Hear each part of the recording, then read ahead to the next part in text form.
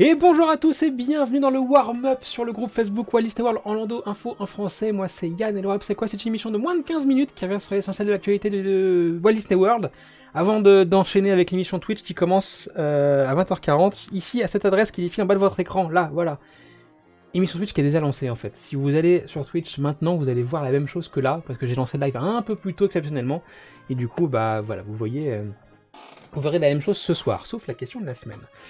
L'actualité Disney World de la semaine, ça donne, enfin ou même de la semaine dernière, ça donne quoi? Ça donne ceci, bonsoir Melouts.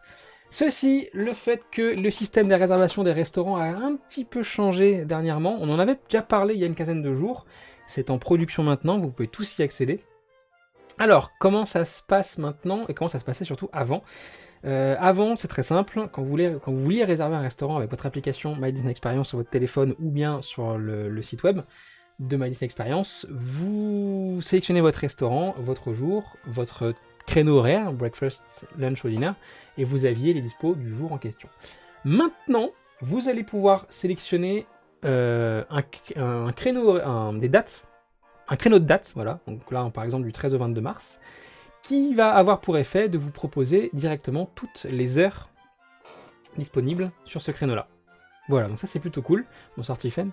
Et c'est plutôt cool et ça va permettre du coup de voir directement un peu tout ce qu'il y a à disposition si jamais vous n'avez pas forcément un jour fixe pour un restaurant ou alors au contraire que vous voulez faire un restaurant en particulier et que vous n'arrivez pas à avoir une date spéciale, vous avez là vraiment tout le scope de disponibilité qui permet de choisir une date directement. Si vous n'avez quand même pas vos dates, vos créneaux horaires souhaités, pas de panique, il est toujours possible d'en avoir au fur et à mesure, il faut juste scruter de temps en temps l'application ou bien nous mettre des alertes sur des sites qui proposent ce type d'alerte. Le système d'ailleurs My Disney Experience va aussi avoir des alertes dans pas très longtemps. Les mises à jour vont continuer de s'enchaîner dans les mois qui viennent et il sera possible bientôt directement de mettre des alertes de disponibilité pour les restaurants que vous voulez faire. Voilà, donc c'est des toutes petites nouveautés qui arrivent au fur et à mesure sur la partie restauration de l'application. Autre petite chose, Disney présente Dreams That Soar. Qu'est-ce que c'est? Eh ben, on a donné des petites idées, Disneyland Paris a donné des petites idées à Disney World, puisque un show de drone arrive dès le 24 mai à Disney Springs. Ce n'est pas la première fois qu'un show de drone arrive dans un parc Disney. On en a chez nous en France, on en a aussi, on en avait eu à Hong Kong pour l'inauguration de Frozen. Mais si, c'est pas la première fois qu'un show de drone arrive aussi à Disney World, puisque il y a de ça quasiment 10 ans maintenant, je crois, il y avait déjà un show de drone en hiver, pour Noël, sur Disney Springs, sur le lac Disney Springs. Donc, c'est pas la première fois. Et Disney se réintéresse à ça. Il va se passer du 24 mai au 2 septembre sur le lac de Disney Springs. Il y a eu des essais il y a quelques semaines maintenant. On en a parlé sur l'émission Twitch d'ailleurs. C'était la dernière émission Twitch qu'on ait fait. Donc voilà, c'est une très bonne chose. Est-ce que c'est un test pour aller voir ailleurs et faire d'autres choses dans un parc par exemple? Je pense à Animal Kingdom. Oui, il y a des choses qui vont se passer par là également aussi. Voilà, les drones, c'est pas la première fois que vous les reverrez, c'est pas la seule fois que vous les reverrez à Disney World, il y a d'autres choses qui vont arriver. Et pourquoi spécialement 24 mai, 2 septembre? Parce que la saison estivale accueille beaucoup de monde, de base, et que c'est un moyen aussi de faire vivre un peu Disney Springs, qui est un peu délaissé l'été avec tous ces parcs qui ferment assez tard, 23h, 21h, etc., et auxquels les gens n'ont pas forcément envie de se ruer après à Disney Springs. C'est plutôt une bonne chose et ça sera entièrement gratuit, bien entendu. Du côté de Chana's Bayou Adventure, l'attraction ouvre toujours pour cet été en Floride. Alors, on est sur des vrais tests maintenant, puisque des gens sont dans les bateaux. Alors là, il est vide, mais des gens sont dans des bateaux normalement. Les Imagineers ont été topés cette semaine en train de faire l'attraction. Ça veut dire quand même beaucoup de choses. Ça veut dire qu'à l'intérieur, les choses sont quand même déjà très très très fortement terminées, abouties, et que l'ouverture, ou en tout cas la pré-ouverture, les softs, sont assez imminents. Quand on dit été 2024 pour la Floride, l'été ça va de mai à août. Là-bas, donc le scope, vous l'avez à peu près. Je pense qu'on pourrait avoir les premiers soft openings aux alentours de mai, pour une ouverture officielle aux alentours de fin mai, début juin, ce qui semblerait assez raisonnable pour une ouverture comme celle-là. Est-ce que l'attraction aura des Lightning Lane payants? Probable de penser que oui. Est-ce que l'attraction aura un accès à un fil virtuel?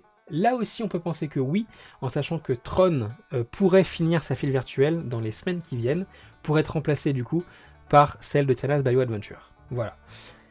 En ce qui concerne la Californie, on va parler de mots. L'attraction ouvre, elle, c'est la même, ouvrira, elle, en fin d'année 2024. La date n'a pas changé encore. Les travaux ayant commencé plus tard. Donc voilà, on aura la primeur, ils auront la primeur en Floride de cette première version de Tiana's Bayou Adventure. On en reparlera tout à l'heure dans l'émission Twitch. Le Communicore Hall, ça c'est l'Arlésienne d'Epcot. Ça fait plus de 4 ans maintenant que c'est en travaux. C'est un bâtiment, un simple bâtiment qui est censé accueillir Mickey et ses amis en personnages, etc. On a enfin, alors que ça devait ouvrir en fin d'année dernière, une vraie date d'ouverture pour ça, ça sera le 10 juin prochain. Voilà, enfin. 10 juin prochain, et il y a une petite nouveauté, on en parlera tout à l'heure, c'est qu'en plus de faire des rencontres personnages avec Mickey, etc., il y aura aussi un petit show sur Encanto, un sing-along, donc les chansons d'Encanto, etc., que vous pouvez retrouver là-bas directement. Il y aura une mini-scène d'installer.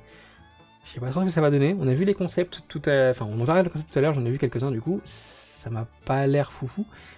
Laissons-leur le bénéfice du doute, je vois pas ce que vient faire Encanto à Epcot encore une fois, mais bon, soit. Donc du coup, bah voilà, 10 juin pour le Communicore Hall, après, 5 ans de travaux. Voilà. Et on termine avec une petite news qui concerne le 30e anniversaire du Roi Lion, puisque Animal Kingdom fêtera l'anniversaire du Roi Lion à partir du 10 juin et jusqu'au 6 septembre. Beaucoup de choses vont être mises en place, aussi bien des animations avec les personnages du Roi Lion, mais aussi pas mal de merchandising en rapport avec ça. Donc si vous allez dans ce scope-là de date, donc c'est-à-dire cet été, vous pourrez bénéficier aussi de cet anniversaire-là, les 30 ans du Roi Lion à Animal Kingdom. Comme chaque semaine, je m'amuse à dénicher une petite question dans le groupe. Alors j'étais un peu en dehors du groupe cette semaine, j'avais besoin un peu de respirer, de faire autre chose.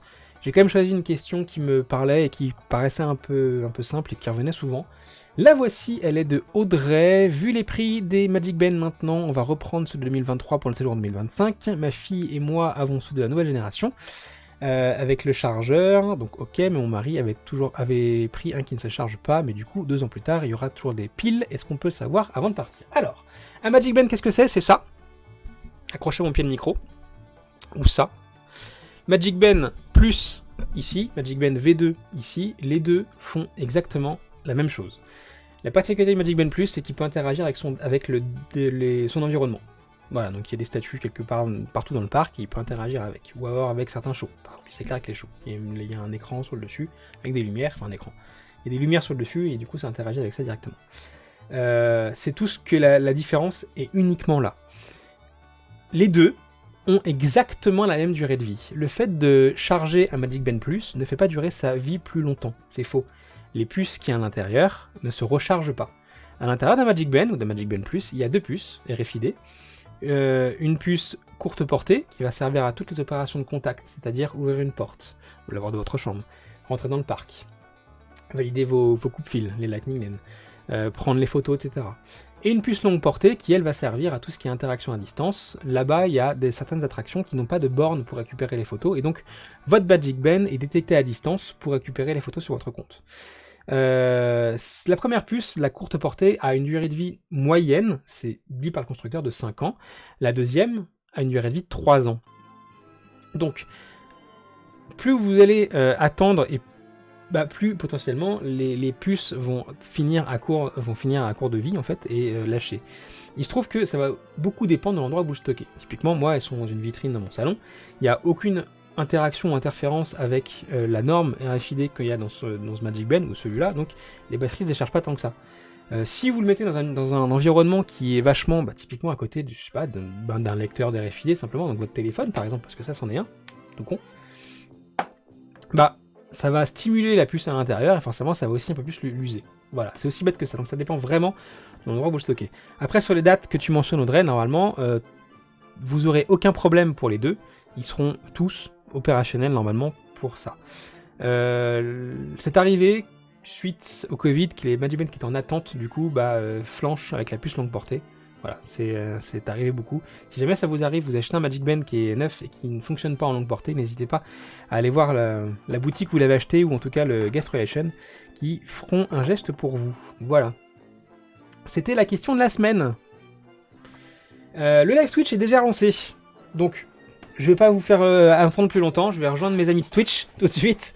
On se retrouve donc du coup direct sur Twitch si vous suivez, à l'adresse qui est affichée en bas de votre écran. Et sinon, bah si vous ne suivez pas, bah la semaine prochaine pour un nouveau warm-up. Voilà, des bisous tout le monde, bonne soirée et à bientôt.